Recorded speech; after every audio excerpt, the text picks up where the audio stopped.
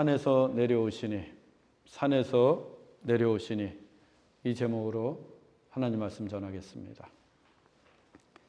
기독교는 하나님의 신비를 믿는 신앙입니다. The mystery of God. 이 하나님의 신비는 인간의 이성과 지식과 경험을 초월하는 하나님의 계시의 사건입니다. 인간의 이성과 지식과 경험을 초월하는 하나님의 계시의 사건, 즉 초월자이신 하나님께서 우리에게 보여주시고 말씀하시는 계시의 사건이 The mystery of God, 하나님의 신비입니다. 예를 들어 하나님의 창조, 그리스도의 성육신, 예수님의 십자가와 부활, 그리고 성령의 강림 등이 대표적인 하나님의 신비입니다. 이 하나님의 신비는 과학이나 논리로 입증할 수 있는 영역이 아닙니다. 그야말로 미스테리, 신비입니다. 성경에 비밀이라고 하는 단어가 27번 등장합니다. 이때 사용된 헬라어가 미스테리온, 신비입니다. 이 미스테리온에서 미스테리, 신비가 나왔습니다. 여러분들이 성경을 읽다가 비밀이라는 단어를 보게 되면 신비로 이해하시면 됩니다. 중요한 것은 이 신비가 모두 그리스도의 사역, 그리스도의 구원과 관련되어 있다는 점입니다. 그리스도의 사역과 그리스도의 구원, 즉 하나님의 신비는 계시의 사건인데 그 계시가 바로 그리스도의 사역과 구원으로 나타납니다. 따라서 그리스도의 사역이나 구원의 계시와 무관한 신비는 하나님의 신비가 아닙니다. 간혹 다른 종교를 통해서도 초월적인 경험을 하는 사람들이 있는데 이를 유사 신비라고 합니다. 출애굽 당시에 애굽의 술사들이 지팡이로 뱀을 만들고 또 대접에 떠온 물을 피로 변하게 하는 경우가 유사 신비의 일종입니다. 오늘날 무당이 작두를 타고 점을 치는 것 역시 마찬가지입니다. 이 같은 유사 신비들도 초월적인 것이 대부분이어서 흥미롭기도 하고 사람들을 놀라게도 합니다. 하지만 그리스도의 사역과 구원의 계시와는 전혀 관계가 없습니다. 때문에 유사 신비에 미혹되어서는 안 됩니다. 또 신비의 세계에 빠져서 신비의 황홀함만을 추구하는 신비주의자들도 있는데 이 또한 성경적이지 않습니다. 참된 신비는 변화산에서의 제자들처럼 황홀경에 빠져 여기가 좋사오니 하는 게 아니에요. 미스테리온, 하나님의 신비는 언제나 그리스도의 사역과 구원의 계시를 나타내기 때문입니다. 그리고 그 계시의 사건은 언제나 현실에서 일어납니다. 즉 하나님의 신비는 산 위에서 황홀경에 빠져 초막을 짓고 살 때가 아니라 산 아래 우리의 현실에서 나타난다는 것입니다. 그래서 예수님께서 어떻게 하셨습니까? 본문 37절 상반절입니다. 이튿날 산에서 내려오시니. 예수님이 그 이튿날 산에서 내려오셨습니다. 하나님의 신비, 그리스도의 사역과 구원의 계시 그 자체이신 예수님은 산에 계시지 않았습니다. 산 아래로 내려오셨습니다. 그 산 위에서 예수님의 얼굴이 해처럼 빛났고 예수님의 옷이 눈처럼 휘어지는 놀라운 변화가 있었습니다. 또 수천 년 전에 모세와 엘리야도 나타나 예수님과 대화를 나누는 천국의 환상도 보았습니다. 그 광경이 얼마나 황홀했던지 베드로, 요한, 야고보는 자신들의 직분과 사명도 잊어버리고 여기가 좋사오니 하며 그곳에 초막을 짓고 살겠다고 할 정도였습니다. 그 정도의 황홀경에 빠졌다면 누구라도 그 산에서 내려오고 싶지 않았을 것입니다. 우리가 어릴 때 놀이동산에 가면 어떻습니까? 그 놀이동산이 너무 재미가 있어서 거길 떠나고 싶지 않았습니다. 마냥 놀이동산에서 놀면서 놀이동산에서 살고 싶어 했습니다. 고등학교 시절에 수학여행 가면 또 어떻습니까? 수학여행이 영원토록 지속되길 원했습니다. 또 우주여행을 하는 꿈을 꾸거나 환상의 섬에 살고 있는 꿈을 꿀 때면 잠에서 깨어나고 싶지 않았습니다. 심지어 기말고사 시험 기간이 되면 전쟁이 나거나 지구가 망했으면 좋겠다는 생각도 했습니다. 시험을 피하고 싶어서. 하지만 아무리 어린 시절이라고 해도 놀이동산은 현실이 아닙니다. 고등학생의 현실은 수학여행이 아니라 교실에 있습니다. 아무리 환상적인 꿈이라고 해도 꿈은 꿈일 뿐 현실이 아닙니다. 또 시험을 치르는 게 죽기보다 싫어도 시험은 학생들의 피할 수 없는 현실입니다. 지금 변화산에서 경험한 천국의 환상도 마찬가지입니다. 물론 우리가 이 땅에 살면서도 우리에게 임한 하나님의 나라, 천국을 경험할 수 있습니다. 또 그와 같은 경험은 대단히 중요합니다. 하나님의 신비와 초월을 경험하는 것, 초자연적인 은총을 경험하는 것 중요합니다. 하지만 더 중요한 것은 현실로 돌아오는 것입니다. 현실로 돌아오는 것이 더 중요합니다. 우리가 삶으로 살아내야 할 것이 바로 이곳 현실이기 때문입니다. 그런데 신비로운 체험만을 쫓는 사람들이 있습니다. 기도원만 쫓아다니는 사람들이 있습니다. 아예 기도원에서 살고 싶다는 사람들도 있습니다. 거기 가면 뜨겁거든요. 실제로 기도도 잘 되고 찬양도 열광적입니다. 은혜가 넘칩니다. 그런데 기도원 아래 현실을 생각하면 답답하기만 합니다. 현실의 무거운 짐이 너무도 버겁습니다. 그 현실에 내 몸과 마음이 다 지쳐버렸어요. 그래서 현실을 떠나 깊은 산속 기도원에서 현실과 담을 쌓은 채 살고 싶은 거예요. 그러나 이것은 잘못된 일입니다. 잘못된 신앙이에요. 기도원에 갈 필요가 없다는 게 아닙니다. 필요합니다. 그런데 기도원이 뭐 하는 곳이에요? 기도하는 곳이에요. 기도원에 죽치고 앉아서 여기가 좋사오니 하며 사는 것이 아니란 것입니다. 기도가 끝났으면 내려와야죠. 산에서 내려와야 합니다. 현실로 돌아와야 합니다. 왜? 우리의 사명이 이곳 현실에 있기 때문입니다. 우리가 살아가야 할 이유가 이곳 현실에 있기 때문입니다. 찬송가 442장 3절의 가사가 이렇습니다. 밤 깊도록 동산 안에 주와 함께 있으려 하나 괴로운 세상에 할 일 많아서 날 가라 명하신다. 제자들은 변화산에서 밤이 깊도록 예수님과 함께 있고 싶었습니다. 초막을 짓고 거기서 주님과 함께 일평생 살기를 원했습니다. 산을 내려가 봐야 괴롭고 고달픈 현실이 그들을 기다릴 것이 뻔했기 때문입니다. 그런데 주님은 산에서 내려가라 라고 명하셨습니다. 제자들의 현실은 산이 아니라 괴로운 세상이었기 때문입니다. 그 괴로운 세상에서 제자들이 해야 할 일이 많았기 때문입니다. 여러분, 우리는 산에 머무는 게 아니라 산에서 내려와야 합니다.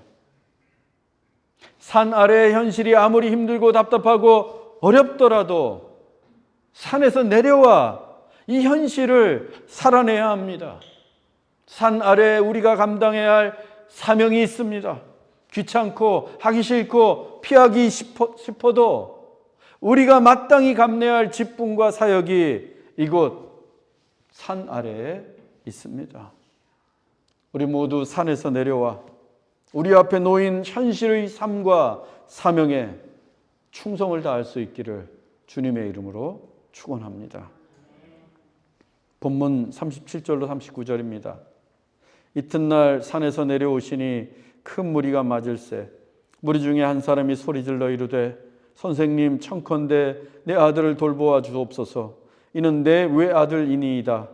귀신이 그를 잡아 갑자기 부르짖게 하고 경련을 일으켜 거품을 흘리게 하며 몹시 상하게 하고야 겨우 떠나가나이다. 예수님이 산 아래에서 마주하신 현실은 정말 괴로운 세상이었습니다. 큰 무리가 예수님을 기다리고 있었고 그 중에 한 사람이 자기의 외아들을 돌보아 달라고 소리를 질렀습니다. 외아들은 하나밖에 없는 아들입니다. 특히나 그 시대의 유대인들에게 외아들은 가문의 기업과 유산을 이어가야 할 귀한 아들이었습니다. 그 외아들이 귀신에게 사로잡혀서 큰 소리로 부르짖고 경련을 일으키고 또 거품을 흘리며 자기 몸을 몹시도 상하게 하는 등 한바탕 소동이 끝난 후에야 겨우 귀신이 떠나간다고 합니다. 그런데 이때 사용된 헬라어 동사의 시제가 모두 다 현재 분사입니다. 즉 이 같은 귀신의 소동이 반복해서 일어나고 있었다는 것입니다. 이 아들은 툭하면 귀신에게 사로잡혀서 소리를 지르고 경련을 일으키고 거품을 물고 자기의 몸을 몹시도 상하게 했던 것입니다. 귀신에게 사로잡혔다는 것은 소위 귀신 들린 것인데 이건 단순한 질병이나 정신병이 아닙니다. 귀신이 우리 안에 들어와 우리의 정신과 육체를 지배하는 것입니다. 이 귀신은 사탄의 쫄개입니다. 사탄의 명을 받아서 귀신들이 사람 속에 몰래 들어가 온갖 폐악질을 일삼는 것입니다. 하지만 이 같은 귀신들의 활동을 의학적으로는 증명할 수 없습니다. 과학으로도 규명할 수가 없습니다. 그래서 오늘날 귀신의 존재를 믿지 않는 사람들이 많아요. 하지만 귀신은 분명히 존재합니다. 귀신은 우리의 상상이나 옛날 이야기 속에만 나오는 허구가 아니에요. 구체적인 실체입니다. 다만 영적인 존재이고 초자연적인 세계에 속해 있기 때문에 우리 눈에 보이지 않는 것뿐이에요. 일단 귀신이 들리게 되면 인격을 지배당해서 며칠 동안 정신줄을 놓거나 거품을 물고 쓰러지기도 합니다. 심할 경우 눈도 멀고 귀도 멀고 벙어리가 되기도 합니다. 본문과 같은 내용을 담고 있는 마가복음은 이 귀신 들린 내용을 더 자세하게 기록하고 있습니다. 마가복음 9장 17절에서 22절입니다. 말 못하게 귀신 들린 내 아들을 선생님께 데려왔나이다. 귀신이 어디서든지 그를 잡으면 거꾸러져 거품을 흘리며 이를 갈며 그리고 파리해지는지라 귀신이 그를 죽이려고 불과 물에 자주 던졌나이다. 이 아들은 귀신이 들려서 말을 못하는 벙어리가 되었습니다. 그러다 거꾸러져 거품을 물고 이를 갈기도 합니다. 그러면서 그의 몸은 점점 파리해져서 말라갑니다. 게다가 이 귀신은 아들을 죽이려고 그를 불과 물에 자주 던졌습니다. 귀신이 아들을 죽이려고 했다면 그 불은 작은 모닥불 정도가 아니었을 것입니다. 또 물도 얕은 시냇물이 아니었을 거예요. 큰 불구덩이에 던졌고 깊은 강물에 던졌을 것입니다. 자주 여러 번. 그러니 얼마나 많이 데이고 큰 화상을 입었겠습니까? 물에 빠져 죽을 뻔했던 적은 또 얼마나 많았겠어요. 그리고 귀신이 들려 벙어리가 되고 경련을 일으키고 거품 물고 쓰러지는 것은 병원에 간다고 해서 고칠 수 있는 게 아닙니다. 뭐 심리 상담 받고 정신과 치료 받는다고 해서 낫는 것도 아니에요. 귀신 들린 것은 오직 영적으로만 해결할 수 있습니다. 즉 영적 전쟁에서 이겨야 합니다. 귀신과의 영적 전쟁에서 승리함으로써 귀신을 쫓아내야만 이 아들을 고칠 수 있는 거예요. 그런데 이게 말처럼 쉽지가 않습니다. 본문 40절로 41절입니다. 당신의 제자들에게 내쫓아 주기를 구하였으나 그들이 능히 못하더이다. 예수께서 대답하여 이르시되 믿음이 없고 패역한 세대여, 내가 얼마나 너희와 함께 있으며 너희에게 참으리요. 내 아들을 이리로 데리고 오라 하시니. 예수님이 산 위에 계시는 동안 이 귀신들 낸 아들의 아버지가 예수님의 제자를 찾아갔습니다. 그리고 귀신을 쫓아달라고 간청을 했어요. 그런데 제자들이 능히 귀신들을 쫓아내지 못했습니다. 예수님이 오시는 동안 그들은 정말 무슨 일이든 해보았을 거예요. 그런데 귀신이 나가지 않았습니다. 이 귀신 들린 것은 영적인 문제라고 했습니다. 그런데 제자들은 이 영적인 문제를 해결할 수 있는 영적인 능력이 없었던 겁니다. 예수님이 행하신 수많은 기적들을 가장 가까이에서 보았고 날마다 예수님을 쫓아다니며 예수님의 설교도 수없이 많이 들었는데 그럼에도 불구하고 그들은 영적인 능력이 없었어요. 이것이 바로 오늘날 우리의 문제이기도 합니다. 교회의 가장 큰 위기는 돈이 없다거나 건물이 없다거나 특별한 프로그램이 없을 때가 아닙니다. 능력이 없을 때예요. 영적으로 무능할 때입니다.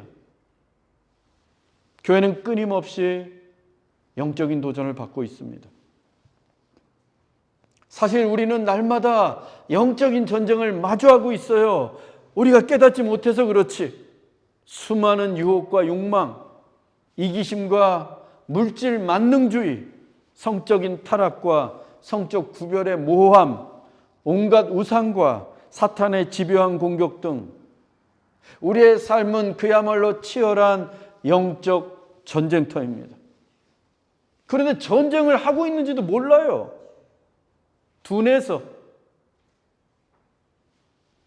우리에게 영적인 능력이 없습니다. 성령의 능력이 없어요. 우리의 영적인 칼날은 무뎌진 지 오래고 우리의 믿음은 세상과 타협하느라 뜨겁지도 않고 차지도 않습니다. 그런데 심각하게 생각하지 않아요. 우리의 안에 심겨진 진리의 말씀들은 날마다 희미해져만 가는데 영적인 능력은 한없이 무기력합니다. 아무리 교회를 다녀도 성령의 능력이 나타나지 않아요. 그런데 세상은 어떻습니까? 눈만 뜨면 배가 침몰하고 비행기가 떨어지고 기차가 충돌하고 건물이 무너지고 거대한 싱크홀이 생겨납니다. 하루가 멀다 하고 전쟁, 지진, 홍수, 재난이 끊이질 않고 있습니다. 강도, 강간, 유괴, 살인이 난무합니다. 드라마나 영화에나 나올 법한 불륜과 폭력이 일상이 되었어요. 정말 끊임없이 세상은 악해져만 가고 있습니다. 그런데 우리는 어떻습니까? 교회는 어떻습니까? 물질은 많아졌습니다. 풍요로워졌어요. 프로그램도 많아졌습니다. 교회당 수가 얼마나 많은지 모릅니다. 그런데 영적인 능력이 없어요. 성령의 능력이 나타나지 않습니다. 내가 교회를 오래 다녔고 예배도 많이 드렸고 설교도 수없이 많이 들었는데 영적으로 무능합니다. 제가 두려워요. 성경의 지식을 그만큼 갖고 있고 신학서적을 그렇게 많이 탐독했는데 내가 전한 메시지에 영적인 능력이 없다면 얼마나 두렵겠어요. 두려운 마음으로 저는 오늘도 이 강단에 섰습니다. 우리는 경건의 모양은 있는데 경건의 능력이 없어요. 교회의 겉모양은 점점 더 비대해져 가고 있지만 영적인 능력은 점점 더 메말라가고 있습니다. 왜 이렇게 되었을까요? 왜 그렇습니까? 믿음이 없고 패역하기 때문입니다. 믿음이 없고 패역한 세대여, 내가 얼마나 너희와 함께 있으며 너희에게 참으리요. 믿음이 없다는 것은 하나님을 온전히 믿지 못한다는 것입니다. 하나님을 믿기는 하는데 하나님을 전적으로 의지하지 않습니다. 내가 판단해요. 믿음의 분량을 내가 판단합니다. 그래서 내가 할 수 있는 것만 믿어요. 내가 할 수 없는 건 믿지 않습니다. 패역한 것은 타락했다는 뜻입니다. 주일에는 거룩한 성도인 듯 보이는데 주중에는 회칠한 무덤처럼 타락을 일삼습니다.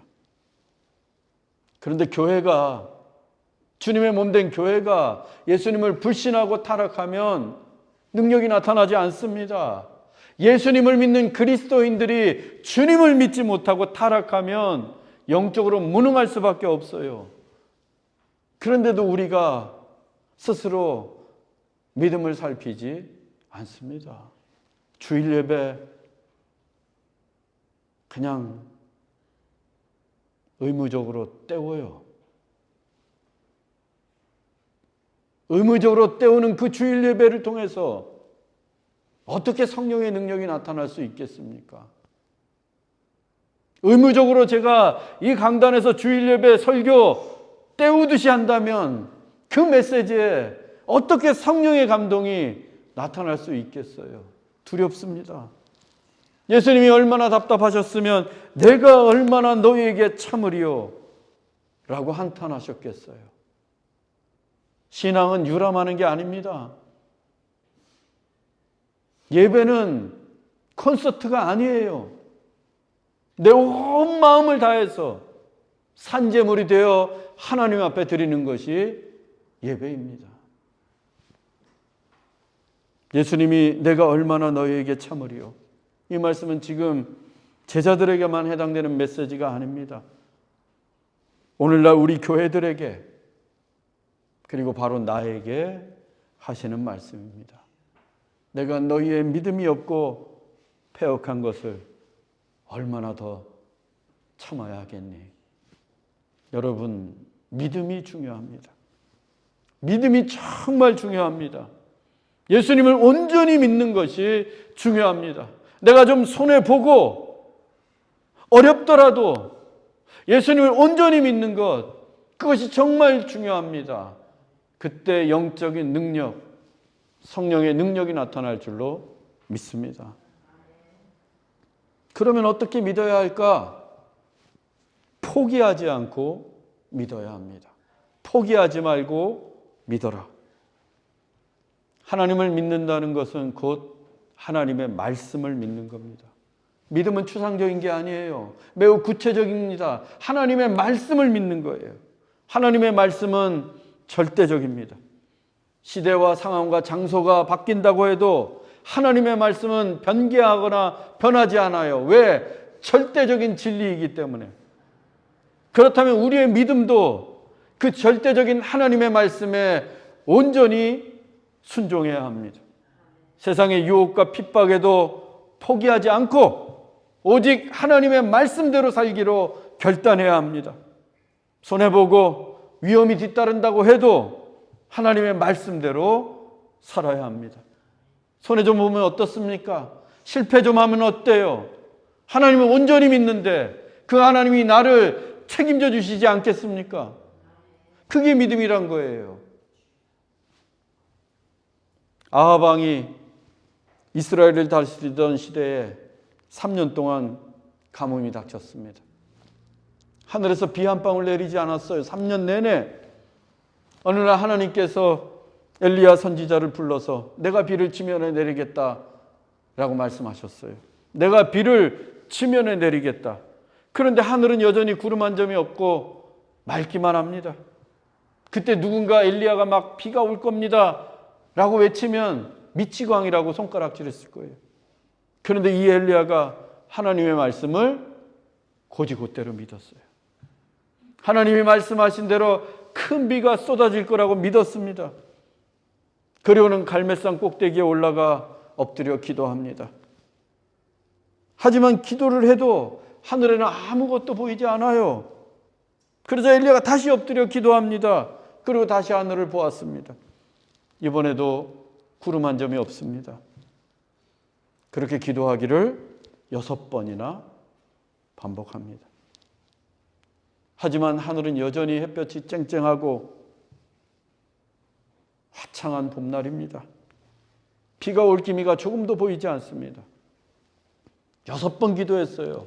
갈멜산 꼭대기에 올라가서 천하 엘리야가, 하늘에서 막 불 내리던 엘리야가, 죽은 자도 살리던 엘리야가 6번이나 기도했습니다. 그런데 구름 한 점이 보이지 않아요. 그 정도면 포기할 만도 한데 엘리야는 포기하지 않았습니다. 다시 엎드려 하나님께 기도합니다. 포기하지 않고 끝까지 기도했습니다. 하나님의 말씀을 온전히 믿었기 때문입니다. 엘리야가 7번의 기도를 마쳤을 때입니다. 열왕기상 18장 44절입니다.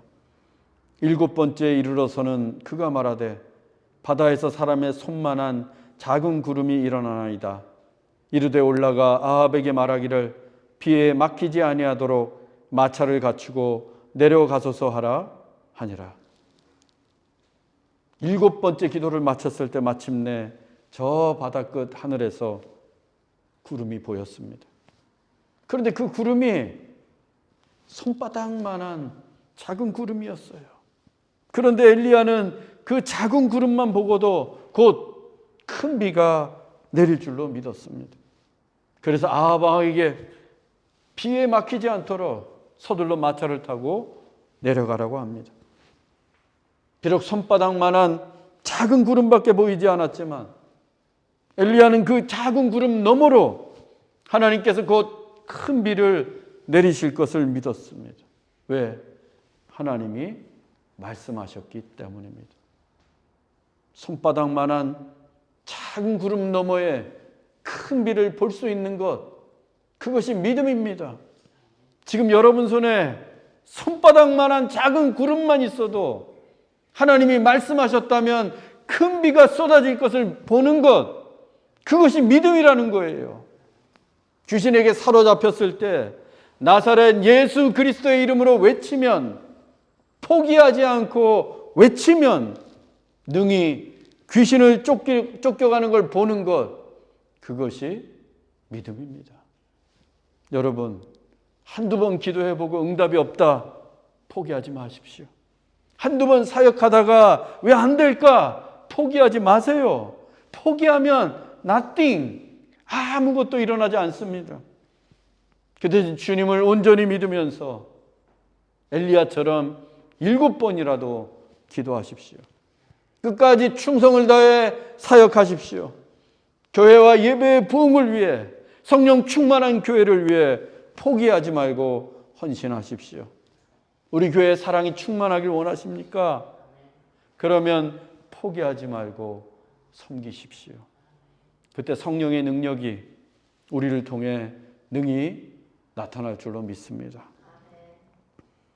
제자들의 패역한 믿음과 영적인 무능함을 꾸짖으신 예수님께서 친히 능력을 나타내셨습니다. 본문 42절로 43절입니다. 올 때에 귀신이 그를 거꾸로 때리고 심한 경련을 일으키게 하는지라. 예수께서 더러운 귀신을 꾸짖으시고 아이를 낳게 하사 그 아버지에게 도로 주시니 사람들이 다 하나님의 위엄에 놀라니라. 귀신이 다시 아들에게 들어왔습니다. 그래서 그를 거꾸로 때리고 심한 경련을 일으키게 합니다. 귀신을 완전히 쫓아내지 못하면 이런 일이 무한 반복되는 거예요. 여러분의 옛 습관 완전히 쫓아내지 못하면 무한 반복되는 거예요. 못된 습성 완전히 쫓아내지 못하면 무한 반복되는 겁니다. 귀신이 계속해서 들려요. 얼마나 그 아들이 힘들었겠어요. 그 아버지는 또 얼마나 괴로웠겠습니까? 귀신이 완전히 쫓겨나가야만 이 일들이 사라지게 됩니다. 예수님이 더러운 귀신을 꾸짖으시고 그 아이를 낳게 하셨어요. 아이의 아버지는 마침내 귀신이 쫓겨나간 나음을 입은 아들을 품에 안게 되었습니다. 그때 사람들이 하나님의 위엄에 놀랐습니다. 예수님에게서 하나님의 위엄을 보았던 겁니다. 영적인 능력, 성령의 능력은 언제나 하나님의 위엄을 동반합니다. 그리고 하나님의 위엄, 그것이 진정한 미스테리온, 하나님의 신비입니다. 사랑하는 형제자매 여러분, 우리의 삶에서도 그리고 이 교회에서도 하나님의 위엄, 하나님의 신비가 나타나야 하지 않겠습니까? 이를 위해 우리의 현실에서 최선을 다해 살아내십시다. 특히 우리의 사명, 사역, 직분에 충성을 다하십시오. 지금 우리의 현실은 손바닥만한 구름밖에 보이지 않지만 포기하지 않는 믿음으로 성령의 능력으로 사역하십시다. 그래서 마침내 우리를 통해 하나님의 위엄, 하나님의 신비가 나타나기를 주 예수 그리스도의 이름으로 축원합니다. 기도하겠습니다.